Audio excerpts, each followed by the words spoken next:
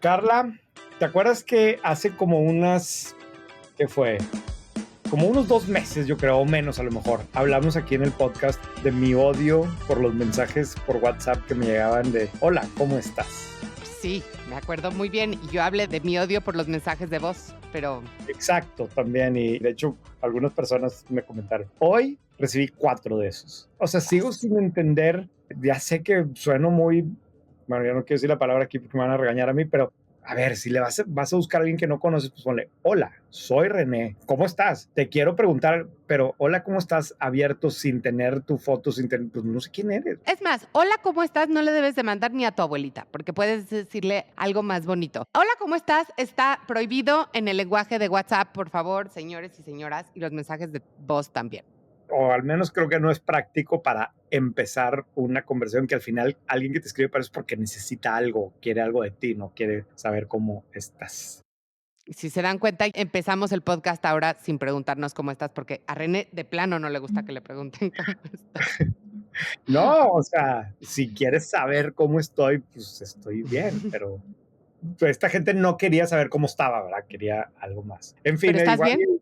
estoy bien, estoy bien. Tengo mucho calor porque en la sala aquí donde estoy grabando el podcast está muy encerrado, pero pues tengo que estar encerrado y ahora que le pusimos como estas cortinas y todo, a ver si se oye mejor. Pero fuera de eso, bien, en un verano extrañamente no tan caliente en Monterrey. ¿Tú cómo estás, Carla? Yo también estoy muy bien y hablando del clima, estoy en la Ciudad de México donde ha llovido muchísimo, como en los veranos de hace unos años, entonces ha estado rico. A ver, pues vamos a entrar directo a los temas. Yo traigo ahorita un tema que publicamos en White Paper la semana pasada, que seguramente lo viste ahí. FEMSA ahora sí concretó la venta de Invera y Torrey. Las dos empresas las está quedando un fondo de private equity americano que se llama Mill Point Capital, que se especializa precisamente en spin-offs, en carve-outs de empresas, o sea, las empresas que tienen negocios que los están sacando, este fondo le gusta ir a comprar esos. Es una transacción de 8,000 millones de pesos. Es un chorro de lana, ¿verdad? Que esto implicaría, por lo tanto, según lo que me comentó alguien, un múltiplo de como 7x. A ver, aquí lo interesante para mí de este caso es que FEMSA anunció este año un plan estratégico que se llama FEMSA Forward, que básicamente, por resumir mucho lo que estaba haciendo, es me voy a reenfocar en mis dos negocios principales, Coca-Cola FEMSA, una máquina gigantesca de generación de flujo, que es, si no me equivoco, el embotellador más grande del mundo por volumen, o es de los más grandes del mundo, sin duda, está en muchos países. Y la realidad es que es un negocio que su crecimiento ya está relativamente limitado, ¿no? A menos que se pusiera a comprar otros y no está tan fácil, pero que por otro lado genera muchísimo flujo. Y en la otra patota, pues todos los negocios de retail, sobre todo Oxxo, ¿no? Que ese sí tiene mucho potencial de crecer y donde tienen aparte los negocios que compraron en Suiza y demás. Pero como parte de este plan que anunciaron hace algunos meses, es vamos a salirnos de aquellos otros negocios en los que hemos venido invirtiendo. Y es que si se meten a ver la historia de FEMSA, particularmente los últimos 15 años, había venido comprando muchos otros negocios, hizo muchísimas transacciones. De hecho, en White Paper publicamos en algún momento un artículo en donde hacíamos un recorrido por todas las compras que estaba haciendo. En Estados Unidos, por ejemplo, compró muchos negocios de distribución de productos desechables, de materiales de limpieza. Esos negocios como que súper poco sexys, pero cuando te metes a los números eran hiper rentables, ¿no? Y compró muchísimos de esos y ya los vendió todos en miles de millones de dólares. Y le quedaban estas dos, Invera y Torrey. Invera fabrica refrigeradores para uso comercial, FEMSA la compró en el 2009. Torrey también, ¿no? Torrey la compró en el 2016 y vende todo tipo de equipo para restaurantes, negocios de alimentos también. O sea, vende desde refrigeradores hasta los equipos para las Parrillas. exacto, y si no me equivoco, tipo hasta sartenes y cosas. Y de hecho, hasta tenía tiendas especializadas en negocios de restaurantes y de ese tipo, ¿no? O sea, para mí de aquí la pregunta, porque estamos muy acostumbrados, sobre todo en este podcast, que hablamos mucho de private equity, de venture capital, etcétera, con que hay muchos modelos de negocio, incluso vamos a hablar al rato, donde parte del modelo de negocio es el ciclo de comprar una empresa, crecerla, operarla, sanarla en su caso y luego venderla, ¿no? Para obtener una tasa interna de retorno alta. Pero en el caso de FEMSA, no los compró pensando que los iba a vender. Entonces, a mí No, me gustaría que nos expliques por qué primero se fue de shopping y compró todos estos negocios y qué cambió en su plan estratégico para ahora decir, siempre ya no los queremos, ¿no? No, a ver, esa es una muy larga historia y de hecho en White Paper hay un artículo que hace un deep dive sobre ese tema. Si quieres lo podemos discutir después y a quien tenga curiosidad lo puede Perfecto. leer. Actualmente ahí voy a poner la liga en el artículo, pero sí, es un cambio de estrategia. O sea, había venido desarrollando estos otros negocios y después de, por una serie de razones que ahí les explico en el artículo, deciden, ¿sabes qué? Vamos a concentrarnos en estos que son los principales y por otro lado siguen manteniendo esta apuesta como medio, pues no quiero decir apuesta moonshot, pero en lo que sí es nuevo, diferente, pues es el tema digital y de fintech con Spin y demás. Pero hoy claramente hay un enfoque a estas dos grandes patas de negocio. Aquí la gran duda es qué va a hacer FEMSA con tanto dinero, porque en estos meses que ha vendido estos negocios, fíjate, revisamos y al cierre del primer trimestre, que ahorita debe estar todavía más cañón, tenía en la caja 137,000 millones de pesos. Es muchísima lana, ¿no? Muchísima lana. Para ponernos en contexto, o sea, porque me suena muchísimo, pero ¿cuánto tiene? No sé, o sea, a ver, ¿con quién lo podemos comparar? Mira, si quieres, luego lo pones, pero esto es infinitamente más de lo que necesita para su operación normal y básicamente estás hablando que aquí tiene muchísimo dinero disponible para hacer algo, porque además FEMSA es una empresa que está generando flujo, lo que decíamos hoy de COF, tiene negocios muy rentables y tiene capacidad de endeudarse todavía más. Entonces, tú imagínate que dijera, ok, puedo ir a comprar algo con 100,000 millones de pesos. O sea, se puede ir a comprar un negocio de 5 billones de dólares sin problema, con la lana que tiene la caja para efectos prácticos. ¿Y crees que eso va a ser? O sea, que están a lo mejor vendiendo porque quieren comprar algo más grandote. O sea, no es que estén vendiendo por eso, pero el gran tema siempre ha sido, por ejemplo, bueno, uno de los grandes temas siempre ha sido Oxxo en Estados Unidos o retail en Estados Unidos, o sea, conveniencia en Estados Unidos. Entonces, como que teóricamente todo el mundo espera que una buena parte de este dinero sea para irse a Estados Unidos. Pero aquí empieza la discusión porque hay quienes dicen, oye, es que no puedes hacer una compra de 3,000 millones de dólares, 5,000 millones de dólares, no te conviene, haz una compra de 200 y lo vas creciendo. Pero si te vas por una compra más chiquita, pues ¿qué vas a hacer con todo ese dinero? Se pierde en el universo de FEMSA, además, muchas veces, ¿no? Pues no, más bien, ¿qué haces con el resto del dinero? ¿Se lo vas a regresar a los accionistas? ¿Vas a hacer un macro dividendo? ¿Vas a recomprar tus acciones? En fin, yo creo que hay muchos analistas y muchos inversionistas que hoy están viendo qué tiene el equipo directivo y el CFO de FEMSA en mente. Yo creo que van a acabar comprando algo en Estados Unidos. Dudo que vaya a ser algo muy, muy grande en Estados Unidos. Yo creo que ya hicieron una compra gigantesca en Suiza. No creo que vayan a repetir eso y más bien me imagino que van a comprar, no sé, una cadena que tenga 500 tiendas en el sur de Estados Unidos, en la frontera, la Texas. marca Oxxo se Ujú. traslade bien y a partir de ahí vas construyendo. Ve tú a saber, ¿no? Pero hoy por hoy, pues en los últimos meses la acción no se ha movido mucho. O sea, pareciera que hay como cierta incertidumbre en el mercado acerca de qué van a hacer con esos recursos. ¿Tendrán algún target grande en la mira? Es bien interesante lo que está pasando aquí, ¿no? ¿Cuánto dijiste que tienen en cash ahorita? Que tenían al cierre del primer trimestre 137,000 millones de pesos, más 8,000 de esta transacción ahora, más lo que hayan generado entre el primero y el segundo trimestre. Okey. No, pues sí. Pues vamos a ver, va a estar muy interesante.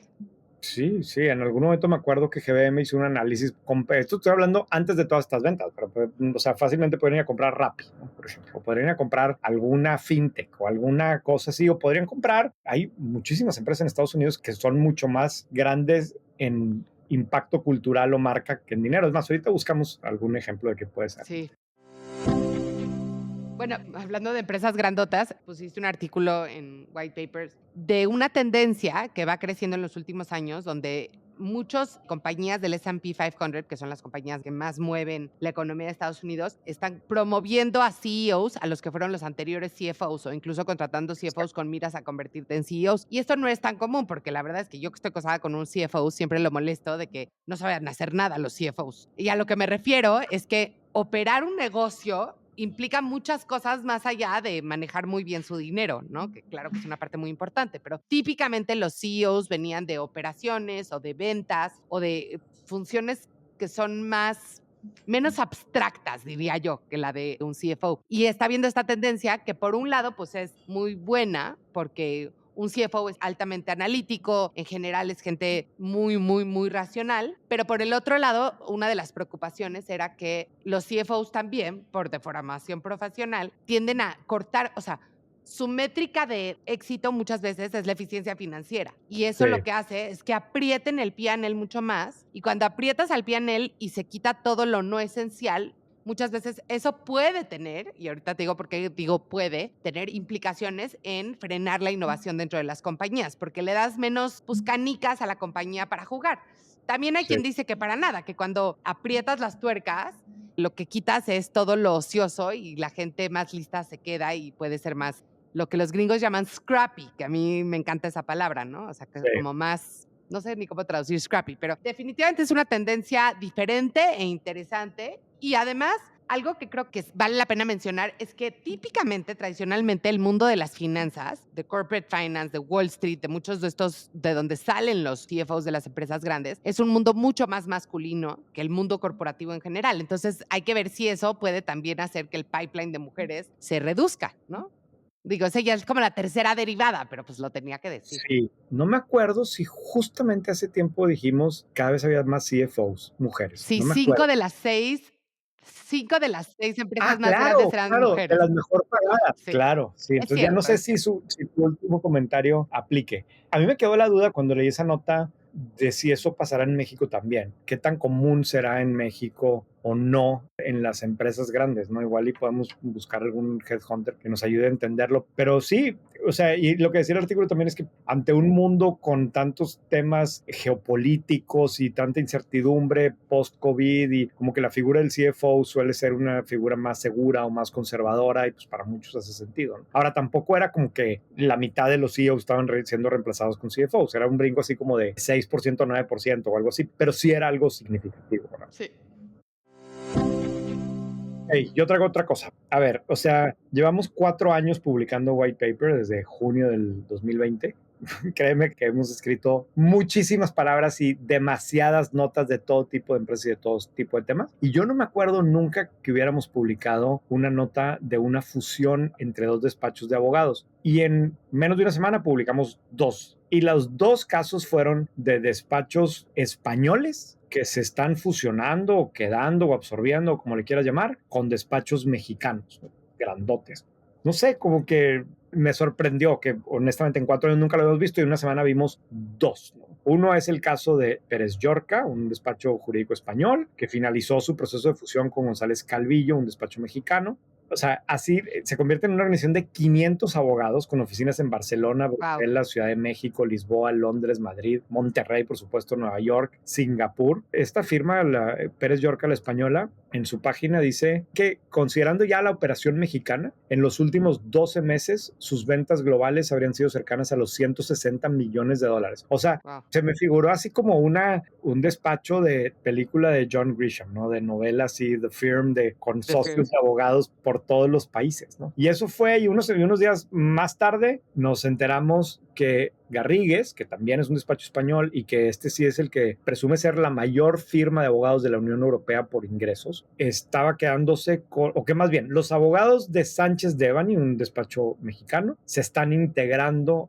a Garrigues, el despacho español. Y con esta operación, México se convierte en el segundo mercado más importante para este despacho español. 160 abogados solamente en México, con oficinas en Ciudad de México, Querétaro y Monterrey. No sé qué está pasando. Yo no sé si es un tema, combina nearshoring, combina la cantidad de cosas que estamos viendo desde el punto de vista de negocio entre México y España, Los mexicanos comprando pisos en Madrid y a lo mejor haciendo mejores relaciones de negocio. pasaportes españoles allá y haciendo inversiones allá, o que los despachos europeos, o en este caso españoles, ven más fácil crecer hacia América Latina y en ese caso México parece ser una opción natural, culturalmente la afinidad, no sé, pero está pasando esto. Sí, porque aparte hay varias cosas, ¿no? De por sí, fusiones y adquisiciones entre firmas de servicio no son tan comunes. Luego, entre abogados, menos comunes. Y luego, si le agregas el tema de 2 países, menos comunes. Entonces, sí, pues algo interesante está pasando. Sería padre que Y alguien nos contara. grandotote, o sea, yo me imagino que pasa mucho que dos abogados se juntan con otro abogado y se fusionan y ya, pero aquí estás hablando de organizaciones de cientos de abogados, ¿no? Que facturan millones y millones de dólares. Son operaciones grandotas. No tengo idea cómo se evalúa algo así, no tengo idea cómo es la mecánica, pero de que está sucediendo, está sucediendo. Y hablando de fusiones, hoy tenía, no sé si hoy o Ah, ayer sí, leí en White Paper el tema de Estafeta y UPS, que me llamó la atención desde la historia de la fundación de Estafeta. sí. Platícanos. Sí, bueno, de hecho, si te acuerdas la semana pasada que hablábamos de empresas de primera generación, Ujú. yo nunca me había metido a ver, pero Stafet es una empresa fundada en el 79, o sea, que está para efectos prácticos casi, o no, creo que ya no está en su primera generación, pero casi en su primera generación, y que está siendo adquirida por UPS. No dieron datos de los números, no sé qué pensar. UPS es de las empresas más valiosas del mundo, vale algo así como 125 billones, ¿no? Y simplemente el comunicado de la empresa dijeron que les interesaba mucho por el potencial de otra vez de nearshoring y porque con esto van a poder atender mejor a los clientes que quieren mandar cosas a Estados Unidos y that's it. O sea, vamos a esperar a ver qué sucede en estos siguientes días, pero pues debe ser una transacción importante. Esta gente es una marca relevante en este país, ¿no? Es muy relevante. Y tiene sobre todo muy buena capilaridad, tiene muchos puntos de, no sé cómo se les llama, pero de dropping, ¿no? Entonces yo creo que eso es parte de lo que están comprando también. Sí, tienen una flotilla con varios aviones, al parecer muy fuerte la parte de carga aérea, que de hecho después de Aeroméxico eran los principales en carga aérea en México, miles y miles de vehículos de reparto, al parecer como de paquetes más pequeños, es un poco lo que leí, pero bueno, es otro caso de una marca mexicana que en una generación se convirtió en muy relevante y ahora está siendo adquirida. Sí, qué bueno. Buenísimo oír estas historias de éxito en tan solo una generación. Bueno, hablando de otro tema, el Wall Street Journal publicó que más de la mitad de las compras de marcas de lujo las realizan unas 330 millones de personas. O sea, hay como dos grandes segmentos en los compradores de marcas de lujo. Unos poquitos que compran la mitad, pero que gastan 20,000 euros al año en este tipo de producto. Ajá. Y otros muchos, que son 330 millones de personas, que gastan menos de 2,000 euros al año. O sea, estás pensando en, no sé, 40,000, 35,000 pesos al año en objetos de lujo. Y el problema es que a casi todas las marcas de lujo les ha pegado durísimo un cambio interesante porque los ultra wealthy siguen gastando lo mismo, pero el grupo de la gente que compra como, no sé si llamarle entry level luxury, o sea, que se compran a lo mejor un par de tenis o dos pares de tenis o una bolsa, tres perfumes y dos lentes de sol, o sea, pero que no son ultra wealthy, Ajá, sí.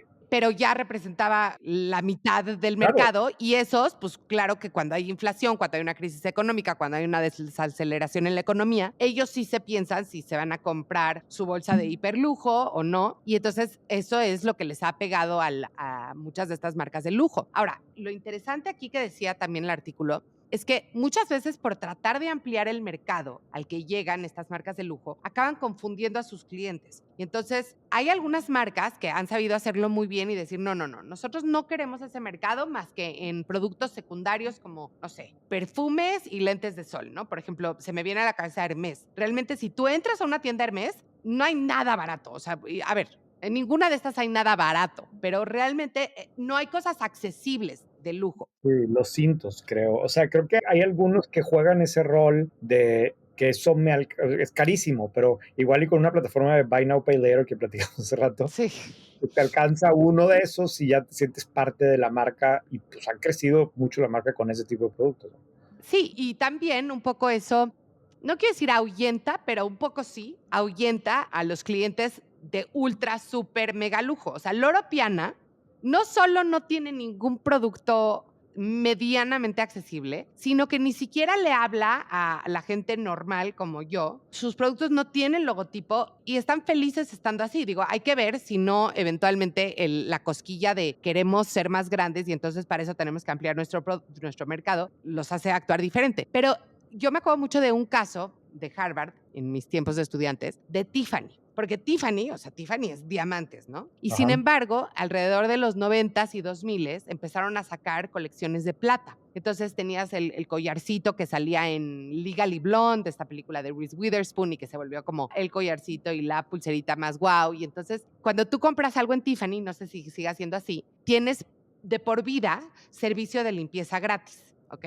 Ok. Porque claro, si compras un brillante de 30,000 dólares, pues cómo no te lo van a limpiar cada vez que entres a la tienda. Pero lo que empezó a pasar es que estaba la chavita de 22 años que se había ahorrado sus 200 dólares para comprarse su pulserita de plata, que además era mucho más cara que cualquier pulserita de plata, y pues quería que se la limpiaran cada vez que entrara a la tienda de Tiffany. Y entonces la señora de Palm Beach de 70 años, que iba a comprar un brillante de $1,000,000, decía, ¿por qué está esta señorita, no, con su ringtone molesto aquí al lado de mí? Y tuvieron que hacer un trabajo casi de quirúrgico para poder servir a los dos mercados sin que el mercado de hiperlujo se sintiera como turned off. Expuesto, sí. Expuesto, exacto. Y entonces lo que pasa cuando quieres crecer y crecer y crecer y te sales de tu swim lane, como decía el mercado, y entonces, bueno, pues ya produjiste de más y entonces ya lo voy a mandar al outlet de Saks, pero entonces ya mi bolsa ya no vale lo que valía, ya el precio del resale value ya no es tan alto, confunde un poco al consumidor de hiper, ultra, mega lujo que dice, no, eso ya no es lujo. O sea, si ya me lo puedo encontrar en el outlet de Saks,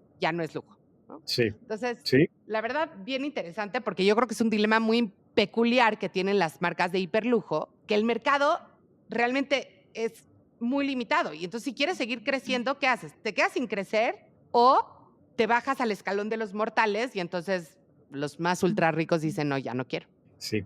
No, pero sí es un hecho que todas estas marcas que en la última década probablemente crecieron de manera increíble, ¿no? Y todo el portafolio de marcas que tiene el BMH y en gran medida también porque fueron abriendo otros mercados en Asia y mucho esto también está relacionado con la caída del gasto en países como China. Pero sí, pues parte del cuento ha sido tratar de abrir más ese mercado, no solamente geográficamente, sino con productos que medio le alcancen un poco.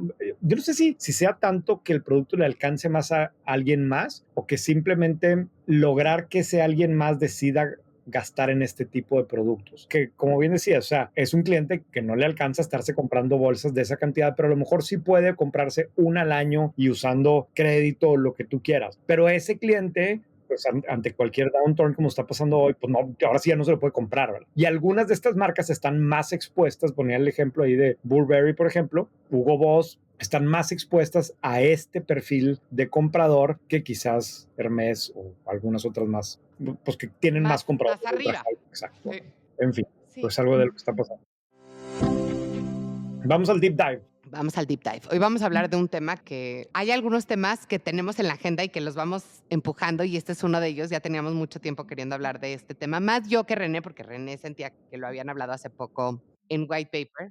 Sí, es que, a ver, esos temas raros que en White Paper aparecen con cierta frecuencia, en parte, honestamente, porque a mí me gustan, porque me parecen interesantes, pero en parte también porque son casos en donde hay mucha acción, en donde están pasando cosas, ¿no? Y son cosas relativamente nuevas. Específicamente hoy vamos a hablar de los search funds en México. Y seguramente si ustedes son suscriptores de White Paper, ya lo han leído en White Paper, ya lo han visto ahí, pero incluso el artículo principal de la semana pasada fue un repaso sobre lo que está pasando en los search funds. Y si no eres suscriptor de White Paper, crea una cuenta y lee el artículo que ahí lo explicamos todavía mejor. Pero la idea aquí es que, incluso, a ver, yo tengo un límite en los artículos de los viernes, que son como 1800 palabras. Más de 1800 palabras ya sé que nadie me va a leer. O sea, no puede ser tan largo, ¿no? Y en este me quedé con ganas de entrarle más y de discutir contigo algunas cosas en las que creo que no necesariamente estamos de acuerdo, porque incluso yo mismo he ido cambiando de opinión conforme me he ido metiendo al tema de los search funds. Okay. Pero bueno, ¿te parece si empezamos definiendo qué es un search fund? Exacto. ¿Qué es un search fund? Oye, por cierto, traes audífonos nuevos, ¿no? Están muy No, fresas son bien. esos. Me los compré en la pandemia, pero están buenísimos. Yo les Ah, recomiendo pues, mucho. Una gran inversión son unos audífonos Bose, noise canceling. Son una gran inversión. yo tengo unos pero viejitos y no se ven así. En fin. ¿No? Bueno, entrando al tema de los search funds. A ver, ¿qué son los search funds? Una definición y no me maten porque sé que esto lo van a escuchar muchos que están activos en ese segmento, pero básicamente es un vehículo por medio del cual dos chavos, y digo dos porque a veces son tres y a veces es uno, pero por lo general son dos, en la mayoría de los casos, que por lo general Y también... dices chavos porque en general son hombres. En general La son hombres, verdad. aunque hay algunos casos de mujeres, pero sí, en general son hombres, que también por lo general están graduándose del MBA y por lo general están graduándose de MBAs en ciertas universidades, sobre todo en Stanford, algunas de las mejor conocidas en Estados Unidos o el YES en España, van y buscan a un grupo que suelen ser de unas entre 15, 20 personas, le piden a cada quien que ponga $50,000, más o menos, un ticket de ese tamaño, y con ese dinero ellos se comprometen a que en menos de 2 años le van a traer a ese grupo de 15, 16, 17 inversionistas un negocio que puedan comprar. O sea, a ver, tú le das un ticket de $50,000 porque esperas que este chavo que se está graduando de Stanford encuentre un negocio que después te lo va a traer para que tú lo compres junto con los demás. Y que tú lo compres y ese chavo va a ser el director y lo va a operar mejor que quien lo tenía antes y lo va a hacer más rentable, más exitoso y lo van a vender y todos van a ganar mucho dinero. ¿Me expliqué o hice mucho rollo muy seguido? No, yo creo que te explicaste perfecto. Hay algo que es muy interesante, que es que cuando tú, si tú eres un LP, un limited partner, y tú decides invertir en esta pareja de chavos que van a ir a buscar este negocio para comprarlo y operarlo, tú pones tu ticket al inicio, pero lo que entiendo es que ese es como, o sea, estás comprando el boleto de la rifa, pero estás diciendo, pero si encuentran ese gran activo, me comprometo desde hoy. No, no, no, No. no, no. A ver, explícanos esa parte. De hecho, ahorita platicamos un poco más de ese tema, pero si en estos 2 años estos chavos van y encuentran una cadena de veterinarios, y le pongo el ejemplo porque sé que eso es el tipo de cosas de negocios que buscan, pero bueno, y regresan contigo y te dicen, oye, aquí está, ya lo negociamos, está esta cadena de veterinarios, nos parece que es súper buena oportunidad, hay que comprarlo, nos va a costar 11 millones de dólares y nosotros lo vamos a operar y en 5 años lo vamos a vender y les vamos a dar un retorno espectacular. Tú puedes decir, oye, ¿sabes qué? No, a mí eso de los veterinarios a mí no me gusta, no es lo mío, no, o no me gusta el deal o no me gusta el precio. Y entonces en ese momento puede pasar una de dos o tres, no sé, pero una es, si me equivoco, por favor alguien corríjanos después, pero una es que en el proceso de la compra ya haz de cuenta, en esos 11 millones, pues calculan 11 millones más $50,000 para regresarte al que no le va a entrar. Otra es que tú dices, bueno, no, yo no pongo más, pero ahí mira, mi cachito que tengo ahí, échalo como quiera. Y pues te quedas con el punto no sé qué por ciento de esa otra transacción, pero no necesariamente tienes que poner el dinero. Ahora, ¿cuándo sí lo pierdes? Fíjate, eso yo no lo tenía tan claro. O sea, yo pensé que era como en un fondo de venture capital donde tú dices, yo voy a meter $700,000 y luego te van haciendo los capital calls, pero a la No, mitad no, del fondo tú no te puedes echar para atrás. no, no, no. Aquí tú estás pagando por el derecho de ver y de participar, Ok. pero te puedes echar para atrás. Ahora, ¿cuándo sí pierdes el dinero? Cuando no hay compra. Cuando después de 2 años dicen, ¿saben qué? No encontré qué comprar. O lo que encontramos no se armó el deal. O sea, con una persona que hablé le pasó eso, que encontró un negocio que quería comprar, regresó con los socios y los socios no les gustó y no consiguió el dinero después para comprar. O sea, había conseguido el dinero para el search, pero no consiguió el dinero para comprarlo y en ese caso pues sí se pierde el dinero del search. Que de hecho es algo que sucede con cierta frecuencia en México. De las estadísticas que encontré, en México hay más searches que no logran comprar. Y eso tiene que A ver, las que sí logran comprar. no, no, no, comparado con lo que pasa con los searches en otros países.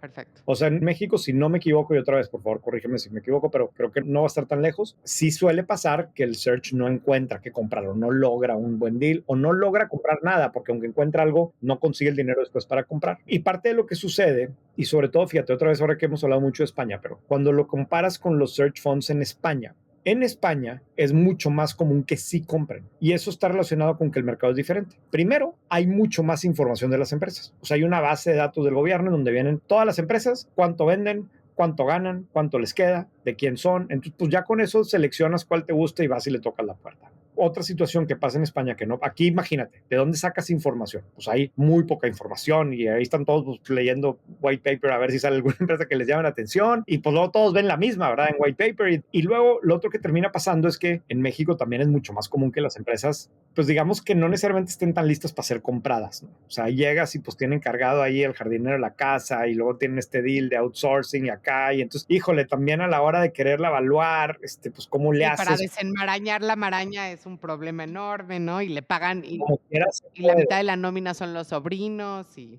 Sí, ese es otro problema que hace que sea más difícil en México. Otro, fíjate, este me lo explicaba los socios de Alza Capital, que ahorita vamos a hablar de Alza. Me decían, en España es mucho más común también que el que está vendiendo un negocio use un broker. Y un broker, por lo general, parte de su chamba es decirle al que vende, oye, a ver, si tú tienes un negocio de este tipo, eso se vende a 5 veces o a 6 veces. Entonces tu negocio vale 10, no vale 100. Entonces, eso aquí en México, aunque lo haya hecho tu abuelito, aunque tú ¿no? creas que en tu mente y no sé qué, entonces eso también me decían que en México pasa mucho, que de repente encuentran un negocio muy padre, pero el dueño realmente cree que vale 100 y pues vale 10, pues no hay manera de negociar. Entonces, todo eso hace que las condiciones en México sean como más difíciles para comprar. A pesar de eso, este tema me gusta porque en México han habido casos bien exitosos, ¿no? Y tan exitosos que eso es parte de lo que ha hecho que más gente le quiera entrar a este tipo de vehículos o de asset class, incluso como quieren que se vea, ¿no? Porque al final quieren que sea como una variación de private equity, pero que tiene incluso, digo, obviamente con los que hablé, pues es gente que lo está promoviendo, que tiene más ventajas que el private equity y particularmente en un país como México. Te veo con cara de escepticismo. Pero a ver, cuéntame, sí, estoy escéptica, porque para mí Yo creo que hay dos, voy a separar el tema de los search funds en dos. El primero es el search fund como asset class. Y ese es el que no estoy segura que entiendo lo suficiente de sus bondades y sin embargo sí le tengo muchas preguntas acerca de sus riesgos. Porque cuando tú como un limited partner, como un inversionista que lo que te interesa es obtener un buen rendimiento de tu dinero ajustado para el riesgo que vas a tener, Ajá. si yo comparo este asset class con private equity, ¿no? Que más o menos pensarías que compran empresas más o menos del mismo tamaño, establecidas, no son startups, entonces ya tienen un mercado captado, ya tienen una cartera de clientes, ya tienen procesos, propiedad intelectual, lo que sea. Entonces tienen un riesgo como similar. Y sin embargo, la diferencia es que en un fondo, tú como inversionista dices, ok, yo le voy a dar 10 pesos a este fondo. Y este fondo va a invertir en 10 diferentes empresas. Entonces va a dispersar el riesgo a través de su portafolio. Entonces ojalá que haya un jonrón, ¿no? Seguramente 5 o 6 les va a ir bien, 2 les irá más o menos mal y a lo mejor 1 o 2 quiebran. Pero mi retorno pues, va a ser el blended Claro. de todo ese portafolio. Entonces me siento más o menos tranquila. Entonces, esa parte de la dispersión del riesgo es la que yo no veo, bueno, no es que no la vea, no existe Sí. en el search fund. O sea, tú aquí le estás apostando a que a esa empresa le vaya bien, que esa empresa encuentre una salida, que encuentre la ventana, que encuentre el comprador, etcétera, etcétera. Ahora, eso lo digo como asset class. Sin embargo, creo que hay otra parte del search fund que me parece súper ultra valiosa. Y ahorita quiero que me digas de la primera qué opinas. Pero la segunda Sí. parte es emprender a través de la adquisición. Y yo creo que esa sí es muy valiosa, porque hay muchas empresas en México y en todos los países del mundo que no se van a hacer suficientemente grandes para hacer un IPO en esta generación, ni tampoco tienen un comprador estratégico natural. Y a lo mejor el fundador o la segunda generación del fundador, dado que tantas de nuestras empresas son familiares, ya no tiene a quién dejársela, ¿no? Nadie de la familia está muy interesado en seguirlo operando, o hay demasiados primos, o no hay ninguno que esté súper ultra capacitado para hacerla mejor que él. Y entonces me parece espectacular que él pueda tener un evento de liquidez, ¿no? Vendiendo su empresa, y al mismo tiempo alguien que dice, yo quiero emprender, pero no quiero ir del 0 a un 1, sino que lo que soy muy bueno yo es en ser un buen manager, y entonces voy a comprar una empresa y la voy a seguir haciendo rentable, la voy a crecer, etcétera, y va a ser un muy buen negocio con buenos dividendos para sus accionistas. Eso me encanta como en el search fund, pero si es una asset class de que lo que estás buscando es completar el ciclo de inversión y desinversión, ahí es donde me preocupa. Sí, de hecho, Carla, y estoy completamente de acuerdo contigo en ese sentido, pero en gran medida lo que quise tratar en el artículo de la semana pasada es que quienes han hecho search funds con más éxito en México, de 3 o 4 casos, ahora lo que están haciendo son fondos para Fondos. invertir en search funds. Y de hecho, lo que me explicaban que me sorprendió es que si tú te pones a ver los primeros search funds que hubo en México, los inversionistas, los LPs que mencionas, o sea, incluso pues, tú los ves y son puras personas físicas o casi puras personas físicas y pues, en su mayoría grandes empresarios de este país. La mitad eran tíos o parientes de quien estaba haciendo el search. O sea, esa es la realidad. Pero tú hoy ves lo que pasa ahí y la mayoría de esos LPs son fondos especializados en search funds. O sea, si terminas diversificando el riesgo de ese sentido. Por ejemplo, el fondo Cerralvo Capital, que lo arranca Mario Sicilia con Jaime Latorre y Santiago Pérez Toifer, en donde participa también José Antonio Fernández Garza y José Antonio Fernández Carvajal, se especializa en search funds. Hasta ahorita han invertido en 93 searchers Wow. y luego en 40 empresas que han adquirido. O sea, hoy los assets que tienen under management son de $90 millones. Al sacar... En ese sí me gustaría, en ese tipo de assets, sí me gustaría invertir desde el punto de vista de la dispersión del riesgo.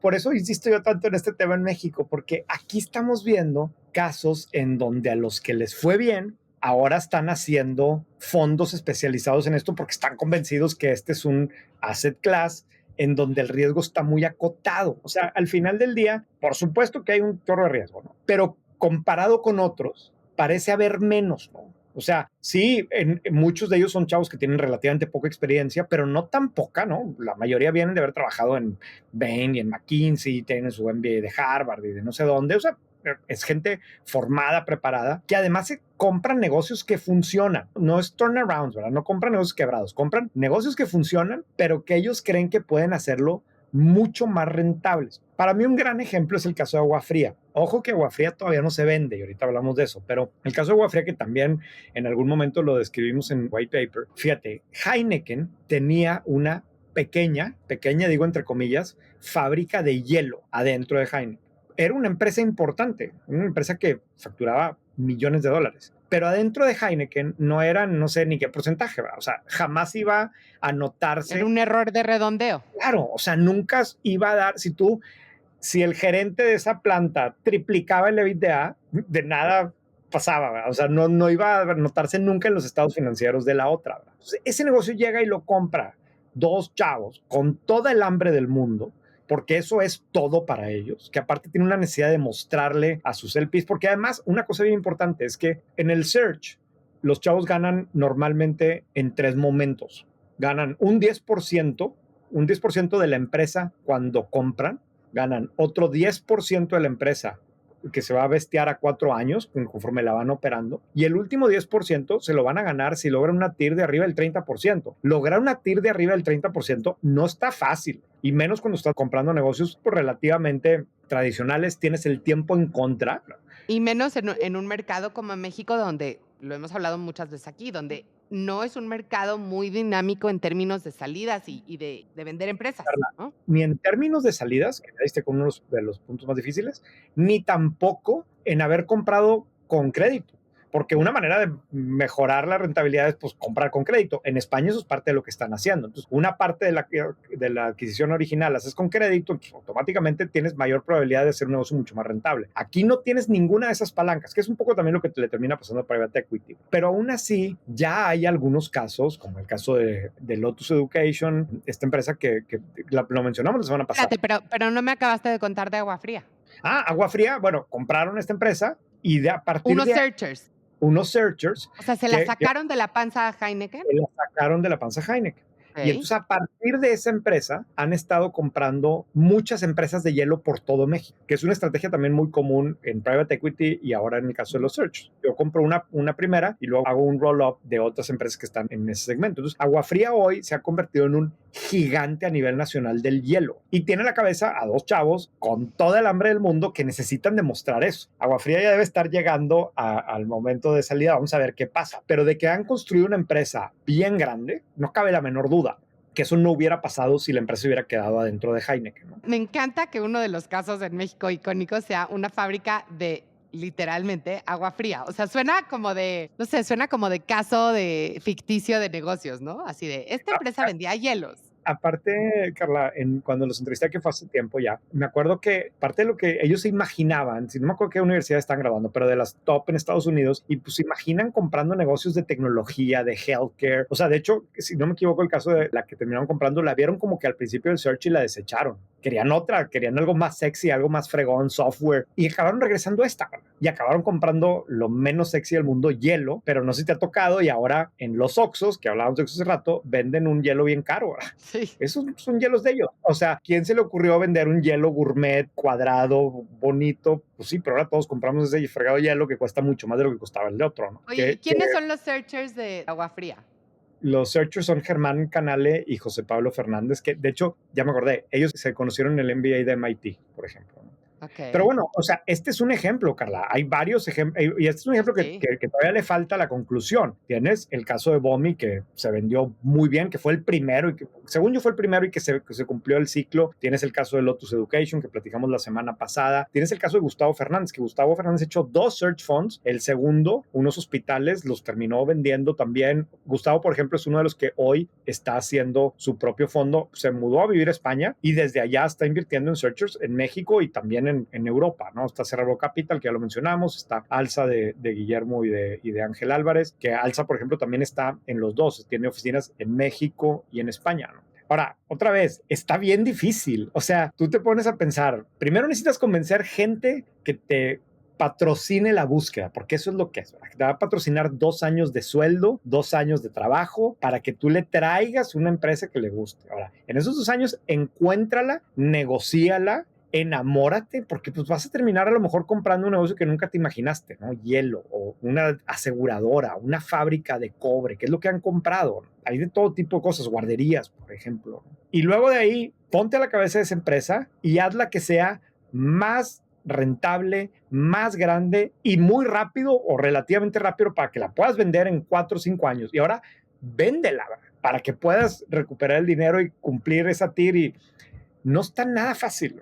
No está nada fácil No, pero no funciona. está nada fácil y a lo mejor voy a decir algo muy romántico y muy tonto, pero es que casi que esta historia a mí me suena como que y estoy viendo los LinkedIn de los fundadores de, bueno, no fundadores, aunque dice co-founders, pero me imagino que es co-founders, pues, de esta nueva empresa, ¿no? Ah, De agua fría. Imagínate, ya le compraron a Heineken, estoy viendo que ya le compraron a Danone, o sea, todo lo que han logrado, como que, ay, siento que quiero que se las hereden a sus hijos, o sea, no quiero que la vendan a los 8 años, ¿ya sabes? O sea, no se me hace una empresa que, digo, obviamente, no sé, me entró como la parte romántica de que están construyendo algo increíble, ¿no? claro, de hecho, Cerralvo Capital justamente ahora está haciendo un fondo para poderse quedar más tiempo. O sea, porque parte de lo que Mario y sus socios me estaban explicando cuando platiqué con ellos del tema es que me decían justo un poco lo que sientes tú. Dicen, hay casos en donde la empresa está a medias. No queremos que se venda a los 5 años, 6 años, queremos que se quede 10 años, 15, 20, ve tú a saber. Entonces, justo están haciendo un fondo como para poderse quedar más tiempo en los casos en los que creen que todavía no es el momento de salir. A mí me encantó hacer esta investigación porque obviamente, a ver, es un asset class bien chiquito y nunca va a ser, yo no creo que nunca va a ser tan grande. Las características que tiene que tener un searcher, la cantidad de dinero que va a haber disponible para este tipo de proyectos, nunca, o sea, no me imagino que pueda ser más grande, ojalá y me esté equivocando. Pero por otro lado, platicas con ellos y ves muchas virtudes de negocio en un mismo deal o en una misma situación que está pasando, ¿no? Como bien señalaste ahorita, tienes la oportunidad de una empresa que pueda seguir porque a lo mejor ya no tenía hacia dónde heredarse o qué iba a pasar. Por ejemplo, una cosa que me contaban es que ven muchas oportunidades a veces no en las ciudades principales. Y en España decían que se notaba mucho. O sea, alguien que tenía una fabriquita en un pequeño pueblo de España, que a lo mejor crecía y entonces ya los hijos ahora viven en Madrid y ya no se quieren regresar al pueblo, ¿verdad? Pero el searcher está dispuesto a irse al fregado pueblo porque está dispuesto a sacrificar todos 6, 7 años para hacer su nombre, hacer su marca, hacer su patrimonio. Sí, o sea, yo estaba muy escéptica de este tema, pero siento que es como un poco, o sea, sí tienes que tener una vocación en este tema, ¿no? Es como un poco como un cowboy, ¿no? Que se va a enfrentar. Yo estuve en una empresa de software, en un startup, y nuestra competencia, curiosamente, era una empresa de software que llevaba muchísimos años haciendo software para conmutadores Ajá. y lo estaban trasladando ya a ser mucho más tecnológico. Y justo unos chavos de un search fund se asociaron con la familia que llevaba no sé si 20 años operando la empresa. Digo, he platicado poco con ellos, pero yo me imaginaba que además de todos los problemas que yo tenía de vender, de los clientes, de la tecnología, ellos además tenían los problemas de una empresa familiar porque seguían siendo socios de la familia que operaba la empresa, Ya. ¿no? Entonces, sí hay algo como muy romántico quizás en los searchers, aparte que muchos de ellos, por lo que vemos, vienen de familias que podrían o muy rápido entrar a la empresa familiar y encontrar un trabajo ahí, o ni siquiera hacer eso. Entonces, De hecho, hasta parece ser, hasta digo, no es eso, pero hasta cierto punto pareciera ser un gran vehículo para alguien que está en o que viene de una familia empresaria importante y esta es la manera de, de ganar em- credibilidad. exacto, de emprender por sí solo con un formato que además sí te permite aprovechar o que sí requiere de aprovechar de los contactos de la familia o sí requiere poderle sacar provecho, pero by yourself, o sea, como que está en un lugar especial para familias así, ¿verdad? En fin, a ver, también hemos hablado de puras cosas buenas, también hay casos, como decíamos al principio, que no se da el search, que se pierde la lana, hay casos de empresas que se han comprado que no van bien y me contaron algunos ejemplos, hay casos de empresas que se han comprado y que les fue bien pero que nunca lograron vender y ahí sigue el negocio y que bueno, a lo mejor es buen negocio pero no era tampoco el plan original, entonces hay un poco de todo y al final esto fue algo que surge en Estados Unidos hace ya varias décadas, que curiosamente en México se convirtió en uno de los países protagonistas rápidamente, pero que ahora ya está creciendo más en lugares como España, en donde las condiciones parecen ser mejores. Pero bueno, pues es algo para saber que existe y que se... A mí me pasa, fíjate, en White Paper que de repente me busca gente que me dice, oye, me llegó esta carta, no le entiendo. ¿Es un fraude o qué? No, pues resulta que es un search fund, pero a veces una persona que tiene un negocio muy tradicional nunca le había tocado la puerta a alguien y pues se sacan de onda, ¿no? Parte de lo chistoso es que luego todos buscan a la misma, ¿no? Pero es parte de los retos que hay en un país como México. En fin, esto es lo que está pasando Oye, ¿y en... tú invertirías en un search fund? Yo probablemente invertiría en un fondo de search fund, sí. O sea, en un fondo de searchers, pero Sí. en uno, así, en dos chavos que salieron del MIT. Pues yo no, es que no tengo el tipo de patrimonio en donde pueda Ya invertir en sé. Yo uno. tampoco. Qué mal, ¿no? O sea, Sí, deberíamos sí. de hacer nuestros propios fondos, pero bueno, someday. Bueno, oye, tú Shark, tú tienes tu responsabilidad por ese lado. Claro, mucha responsabilidad. Bueno, y ahora vamos a inaugurar una nueva sección. Exacto. Es una idea porque de repente nos pasa, Carla, de mí, que cuando estamos preparando este programa, hay dudas existenciales que tenemos de algún negocio o alguna estrategia o algo que vimos y que ni ella ni yo nos podemos contestar. Entonces, pues vamos a discutirlos aquí al aire, de una vez a la semana, algo que nos topemos para ver si alguien nos ayuda a respondernos eso después. Y yo voy a empezar con algo que la semana pasada estuve en México y me llamó la atención que vi en muchos lugares publicidad de Spotify, que estaban En exteriores. en exteriores, exacto, patrocinando estas como paradas de autobuses o cosas así, con un mensaje así de Spotify o de un artista. Y no sé qué. Honestamente, Carla, no entiendo. What's the point? O sea, ¿qué quiere lograr Spotify gastándose millones? Porque debe estar gastándose millones en eso. O sea, la gente lo ve y dice, déjame, me suscribo y pago. O, no sé, me gusta más Spotify y no voy a cancelar. What's the deal? Fíjate que, a ver, obviamente yo tampoco sé, pero tengo una hipótesis y es que en el mundo de la publicidad hay cosas que sabemos que funcionan y hay cosas que sabemos que no funcionan. Ajá. Pero la gran mayoría no tenemos ideas. La gran mayoría del mundo publicitario, la verdad es que no sabemos qué tanto funciona. Porque es muy difícil ligar la exposición a un anuncio con la compra, que al final es lo único que importa, ¿no? Lo ligamos a métricas super soft como el brand recognition y cosas así, y entonces decimos, bueno, entre más brand recognition, más compra, pero luego salen cadenas como 3B y vemos que no es así el mundo. Entonces, y para mí, publicidad en exteriores cae justo ahí. O sea, yo todavía no entiendo, es perplejo entender por qué las marcas gastan tanto en publicidad en exteriores. Tengo dos hipótesis. La primera es porque todo mundo lo hace. Entonces te da esta sensación como de, bueno, pues algo ha de saber Apple, si Apple tiene estos anuncios divinos, que no, Apple no se anuncia en ningún lado más que en exteriores, entonces si Apple lo hace es porque seguro ellos sí hicieron un estudio y saben muy bien lo que están haciendo, ¿no? Y la segunda es, que creo que es en este caso, es porque, a ver, piensa, Spotify tiene dos negocios, ¿no? Uno es el negocio hacia De la consumidor, que es el suscripción. de suscripciones, y otro es el negocio hacia anunciantes. Y seguramente, René, tú estuviste en la Ciudad de México en lo que yo llamaría la ruta de los anunciantes. Reforma, Polanco, Lomas y Santa Fe. ¿Sí o no? Efectivamente, sí, de esto estoy pensando específicamente por Reforma. Entonces, yo estoy segura que si te fueras a lo mejor una zona súper poblada de la Ciudad de México, como Iztacalco o Iztapalapa o Ecatepec, donde no hay una sola agencia de publicidad, muy pocos CMOs viviendo, a lo mejor no hay tanto, y a lo mejor me equivoco, pero a lo mejor no hay tantos anuncios de Spotify. Y a lo que voy con esto es que creo que muchas veces lo que están anunciándole realmente al anunciante más que al consumidor final. Fíjate, no se me había ocurrido y suena, Entonces, suena. esa sería mi hipótesis del día de hoy para tu O sea, duda para que las existencial. marcas se quieran anunciar ahí, se acuerden Exacto, y se quieran anunciar ahí. Makes sense. Bueno, si exacto. alguien tiene alguna otra respuesta o nos puede ayudar a confirmar o decir que estamos en lo incorrecto, nos encantará recibir su feedback. Carla, te toca la recomendación. Me toca la recomendación de hoy. Fíjate que hace como 6 meses, una buena amiga me recomendó un libro, me dijo, tienes que leer este libro para entender a los estados del medio de Estados Unidos, ¿no? Y se llamaba Hillbilly Elegy y el autor era un señor J.D. Vance. Pues lo puse en mi Goodreads en quiero leerlo y se me olvidó.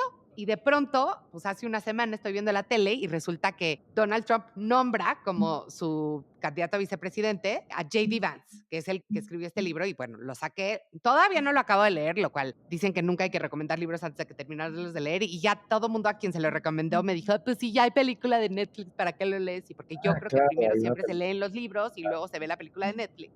Pero me está encantando. O sea, hace mucho que no me gustaba tanto un libro y que no me picaba tanto, voy como al 50% en un par de días que lo estoy leyendo. Es un memoir de J.D. Vance que creció en condiciones de mucha pobreza, pobreza como la entienden los norteamericanos, ¿no? Donde tenían coche y así, pero y sobre todo mucha violencia, mucho alcoholismo, muchas familias totalmente rotas, ¿no? Por las drogas, por el alcohol, por el desempleo, etcétera, que es lo que se está viviendo mucho entre las comunidades blancas pobres del centro de Estados Unidos, que son los que apoyan a Trump, ¿no? Sí, Entonces creo que para entender el movimiento de Trump sin solamente descalificarlo como, ay, son unos locos, que yo creo que nunca hay que hacer eso, es una lectura muy valiosa y además está muy bien escrita y te llega mucho al corazón porque es la historia de un niño que creció cambiando de padrastro cada 2, 3 años, y que a pesar de eso, o sea, también es un testimonio de que el sueño americano pues, sigue existiendo, porque a pesar de eso fue a la escuela de leyes de Yale, llegó a ser senador y ahora pues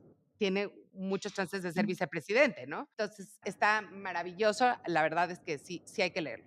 Sí. Mi reflexión más grande es que esta cosa de que ha pasado mucho en los últimos años en los americanos, de el privilegio blanco, el white privilege, en cada país es diferente y no estoy hablando que no exista y así, pero en Estados Unidos creo que es mucho menor de lo que la gente cree. O sea, sí hay estados enteros donde pues, ser blanco no te exime de todo el sufrimiento, el desempleo, la drogadicción, la adicción a los opioides, la falta de oportunidades, etcétera, etcétera, etcétera, ¿no?